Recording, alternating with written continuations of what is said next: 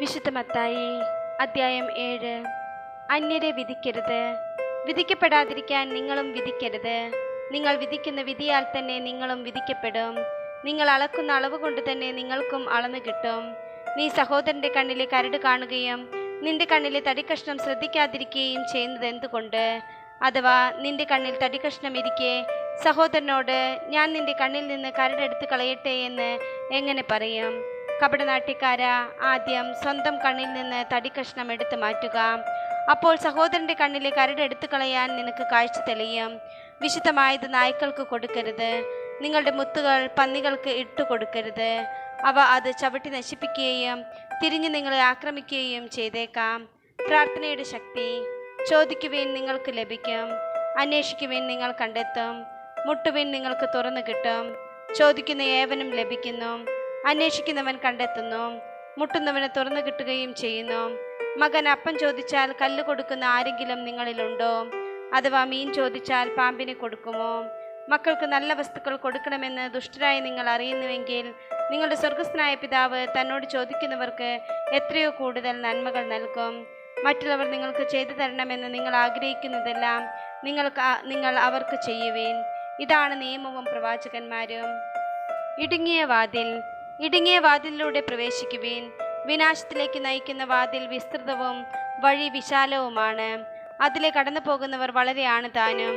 എന്നാൽ ജീവനിലേക്ക് നയിക്കുന്ന വാതിൽ ഇടുങ്ങിയതും വഴി വീതി കുറഞ്ഞതുമാണ്, അത് കണ്ടെത്തുന്നവരോ ചുരുക്കം.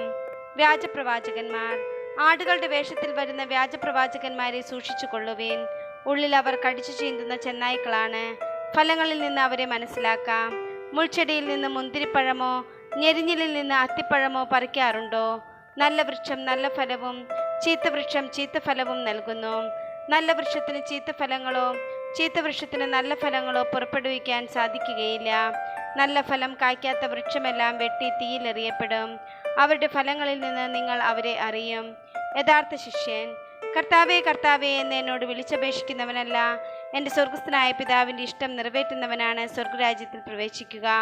അന്ന് പലരും എന്നോട് ചോദിക്കും, കർത്താവേ കർത്താവേ, ഞങ്ങൾ നിന്റെ നാമത്തിൽ പ്രവചിക്കുകയും നിന്റെ നാമത്തിൽ പിശാചുക്കളെ പുറത്താക്കുകയും നിന്റെ നാമത്തിൽ നിരവധി അത്ഭുതങ്ങൾ പ്രവർത്തിക്കുകയും ചെയ്തില്ലേ?